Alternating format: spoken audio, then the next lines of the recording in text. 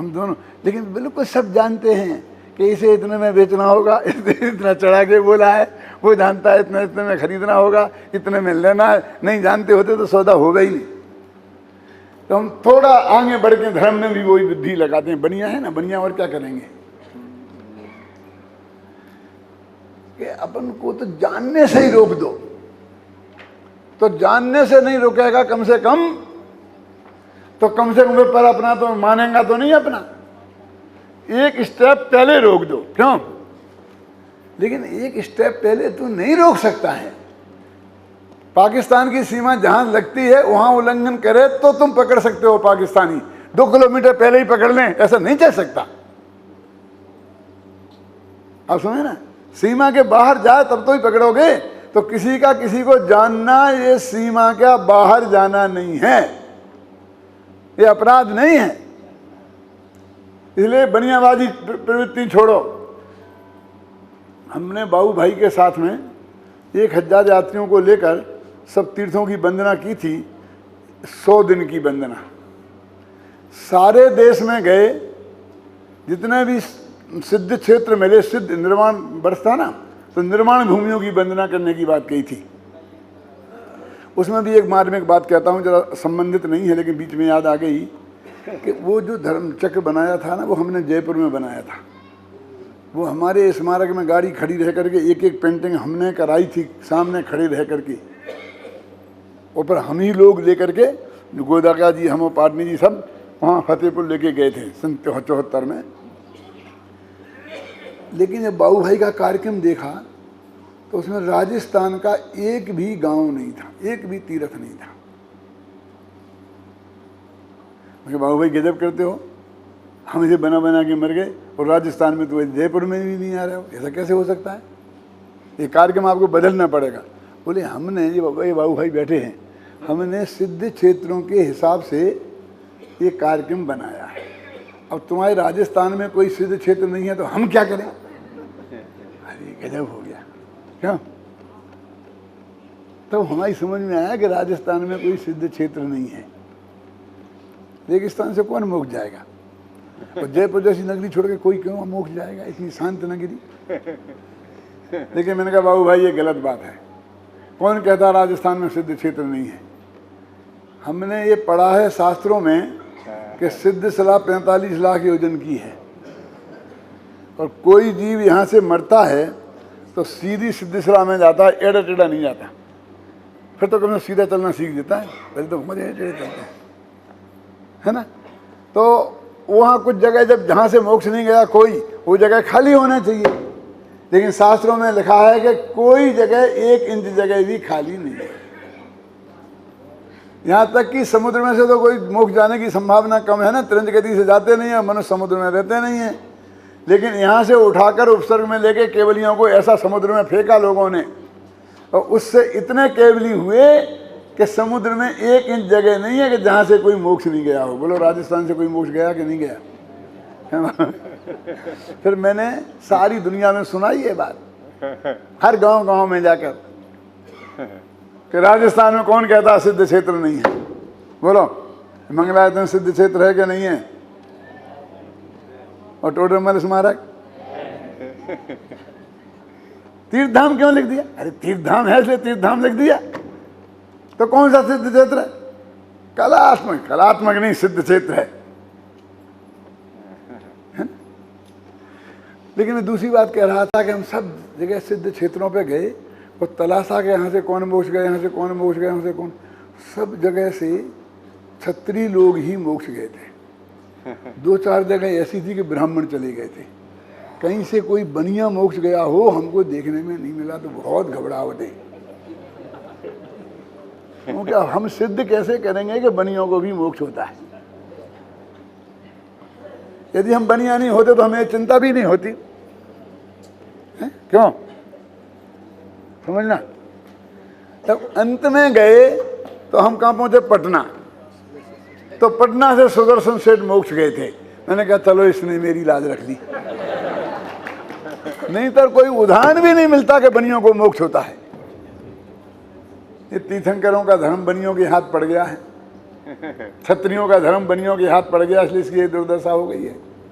क्या दुर्दशा हो गई है? कहते बनिया का लक्षण क्या है? जो हाथ की रोटी बेच खाए उसका नाम बनिया। इसके हाथ में जो आएगा उसकी बोली लगाएगा, इंद्र की लगाएगा, भगवान की लगाएगा, माँ बाप की लगाएगा, जिसको आए उसको बेच दे। एक दफे तो घोड़े की बोली लगाने लगे, घोड़े वाला आया था ना कि 5,000, 5,000, 6,000 घोड़े वाला, मेरे को नहीं बेचना, काय को कह रहा।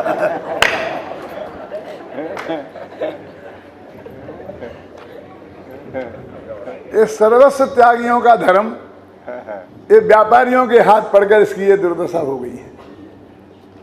अब मैं ये मुझे दिक्कत है, पंच कल्याण को मैं कहूँ कहाँ कहूँ ये बात। तो मैं ये कहता हूँ कि मोक्ष कल्याण का दिन आता है ना जब, केवल उस दिन कहता हूँ और कहता हूँ इससे तुम्हें कोई खतरा नहीं है। तुमको जितना इनकम करनी थी कर ली। अब कोई आदमी तुम्हारा बिगड़ने वाला नहीं है मेरे भाषण से, नहीं तो मेरे माथे पे मत लगाना। लेकिन फिर क्या क्यों रहे? क्योंकि कम से कम भविष्य के लिए बनिए, समझें तो कि इनकी हालत क्या है। क्या हुआ फिर? सुदर्शन सेठ ने मोक्ष गए तो क्या किया नमीचंद जी? लाज रख ली। अरे भैया, लेकिन वो सम्मेद शिखर से गए पार्श्वनाथ, कोई कहीं से गए, कोई कहीं से गए, गिरनार से गए, लेकिन वो पाटलिपुत्र जो उस वक्त की राजधानी थी, बिल्कुल शहर के बीचों बीच बाजार में से मोक्ष गए। बनिया मोक्ष भी जाएगा तो दुकान पे बैठे बैठे जाएगा। तो बाजार नहीं छोड़ सकता और सब कुछ छोड़ सकता है।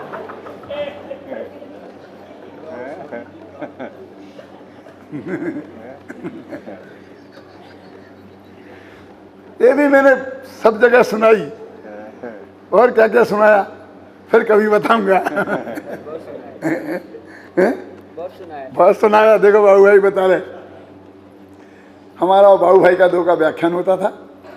पहले बाबू भाई करते थे और बाद में मैं करता था। तो बाबू भाई बेचारे सारी सभा को जोड़ के शांत कर देते थे।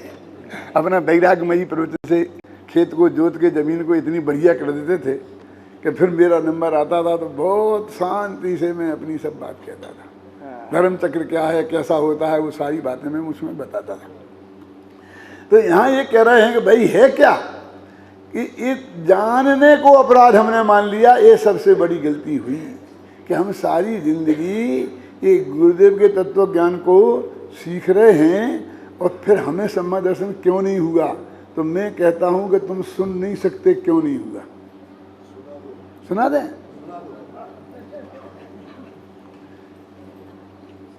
क्योंकि एक दफे कहीं एक अपेक्षा आई और वो भी सत्य है, परम सत्य है। उस अपेक्षा से गुरुदेव श्री ने कहा कि आत्मा पर को जानता ही नहीं है, मान लो नियम सार की गाथा में निश्चय नहीं से, और बस हमने वो झंडा उठा के ले लिया। उन्हीं गुरुदेव ने और उन्हीं शास्त्रों में 1000 जगह ये कहा कि जानता है, वो तो हमने देखा ही नहीं, और एक जगह का झंडा लेकर खुद भ्रष्ट भय और भौतों को भ्रष्ट कर दिया। मैंने कहा हम शास्त्र में बताएं, गुरुदेव के में बताएं। मैंने कहा लाओ लाओ बताओ, तुम एक जगह बताओगे मैं 100,000 जगह बताऊंगा, शास्त्र में भी और गुरुदेव की वाणी में भी।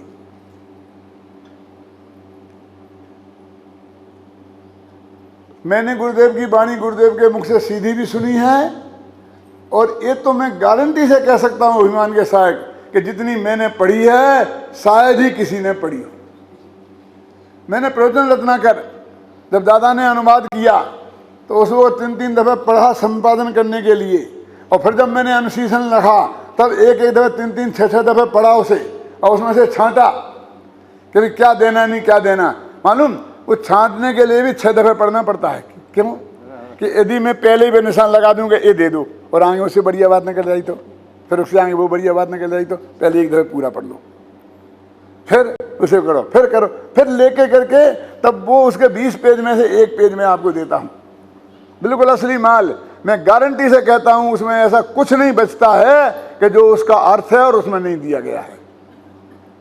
तो इतनी दफे वो पढ़ा, वो जो स्वाध्याय के लिए पढ़ा होगा वो तो अलग है। मैं निकाल के बता सकता हूं। लोगों ने मेरे से कहा कि आप सुपर प्रकाशक पे किताब लिख दो। एक क्यों लिखूं? ये मेरी 70 किताबें हैं, इसमें बालबोध पाठमालाओं से लेकर और प्रवचनसार की टीका तक हजारों जगह मिलेगा विद प्रूफ। देख लो, तुम्हें देखना है तो क्या कि नहीं, वो सब जहां जहां है उसे छांट के इकट्ठा और ऐसी एक किताब बना दो। जो आजकल रिवाज चल रहा है, गुरुदेव के बोल निकाल के, फिर बहसी के बोल निकाल के, फिर फलाने के बोल निकाल के, और एक किताब बनेगी, बोलों की किताब जैसी बन गई ना। वो उसमें क्या दोष है? वो संदर्भ टूट जाता है। वो बात जो कही है आगे पीछे का हिस्सा तो उसमें है नहीं, वो संदर्भ टूट जाता है। और जब हम बात लिखते हैं वो तो संदर्भ सहित लिखते हैं। और भैया वो काम जो किताबें नहीं लिख सकते हैं वो लोग करेंगे ना। ये 500 की फौज तैयार काहे के लिए? कल 600 हो गए। शायद मुझे पता नहीं, मैं 2-4 साल पहले नहीं बोलता हूँ 500। क्यों? शांति कितने हो गए कि 500-600 के बीच में अनेकांतवादी है ना। शांति चाहते हैं।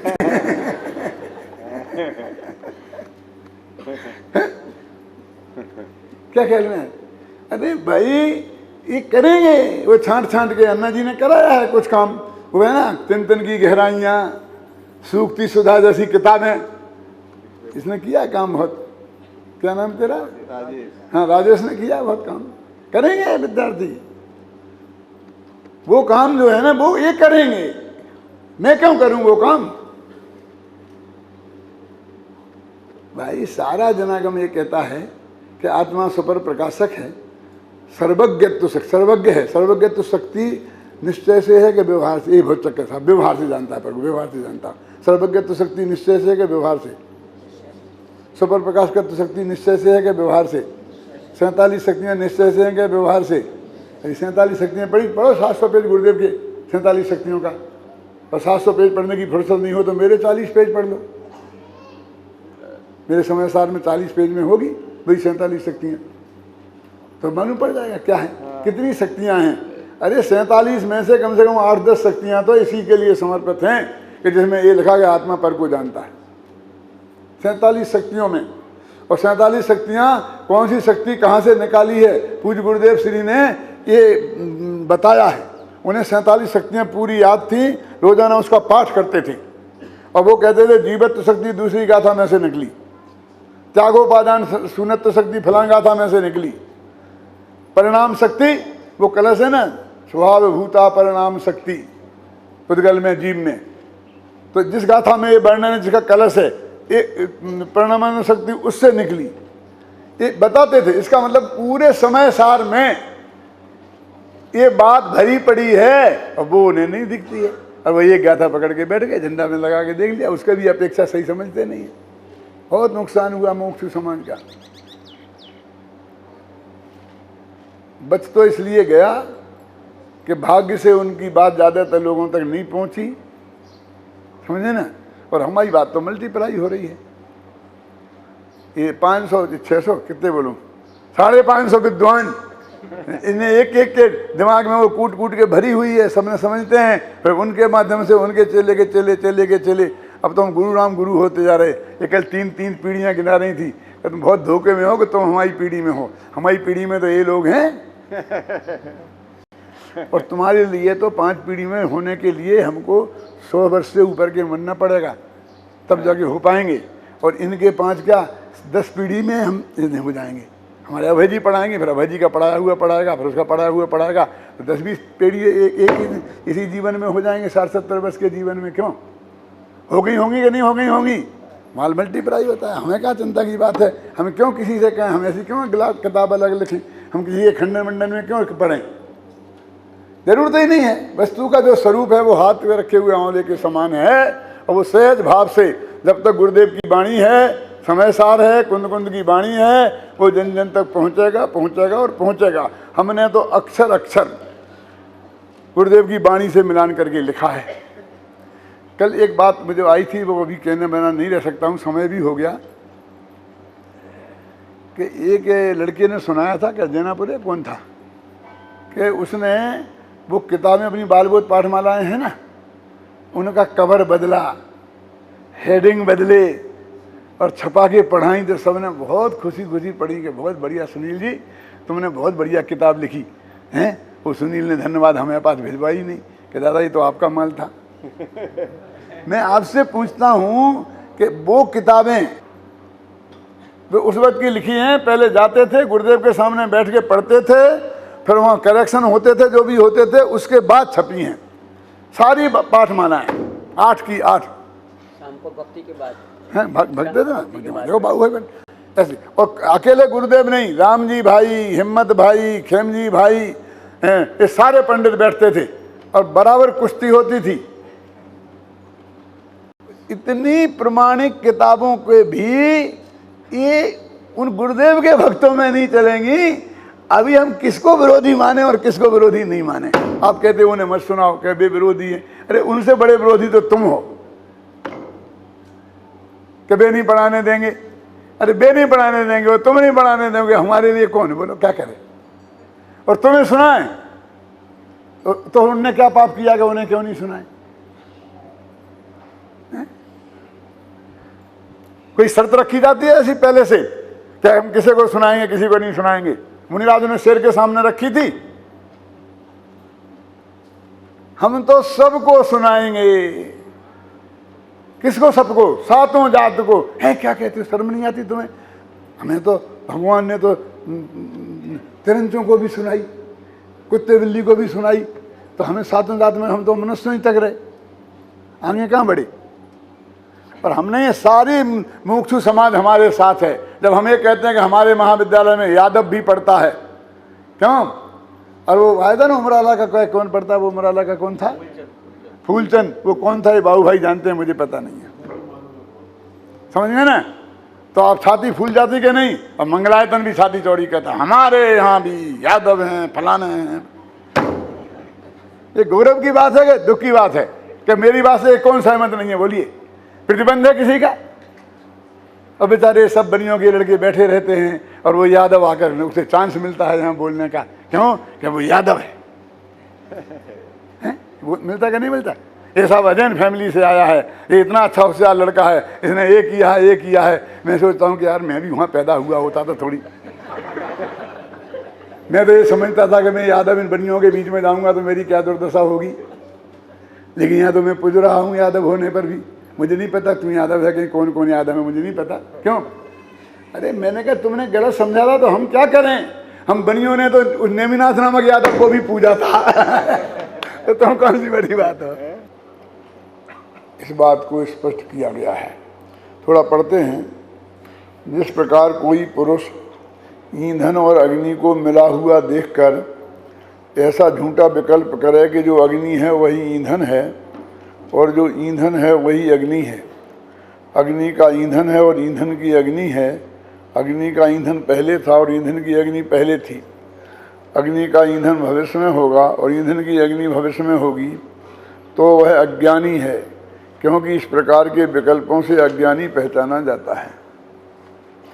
इसी प्रकार परद्रव्यों में ये परद्रव्य मैं हूँ, ये परद्रव्य मुझरूप हैं, ये परद्रव्य मेरे हैं, मैं इन परद्रव्यों का हूँ, ये पहले मेरे थे, मैं पहले इनका था, ये भविष्य में मेरे होंगे, मैं भी भविष्य में इनका होऊंगा।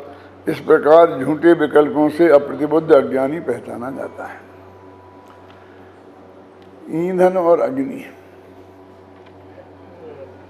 हम क्या समझते हैं कि ईंधन जलता है। राजवार्तिक में सूत्र नय का विषय बताते हुए एक प्रश्न किया कि ईंधन जलता है, ये बात सत्य है क्या? मैंने कहा नहीं, गलत है। वहाँ शब्द पढ़े हैं दहति पलाला। पलाल माने ईंधन, प्यार, प्यार समझते ना अपने, होता ना कोदम वगैरह होते हैं जो मुनिराज जिस पर सोते हैं ना, उसे प्यार बोलते हैं। पलाला माने प्यार, कि प्यार जलता है। तो वो कहते नहीं, गलत बात है। क्यों? कि जब वो प्यार है तब जलता नहीं है, जब जलता है तब वो प्यार नहीं रहता है, आग हो जाता है। इसलिए आग जलती है, यही सत्य है। सूत्र नय से, सूत्र नय माने सबसे सूक्ष्म सूत्र नय माने एक समय की पर्याय को पकड़े। तो कहते हैं जिस समय वो अग्नि है उस समय प्यार नहीं है, प्यार है उस समय अग्नि नहीं है। ये जलना स्वभाव तो अग्नि का है, प्यार का तो जलना स्वभाव है नहीं, है ना। अब अपने यहाँ उदाहरण ऐसा दिया है कि ईंधन की अग्नि है, अग्नि का ईंधन है। तो वो कहते हैं उनमें तो दाह्य दाहक संबंध है। क्या संबंध है?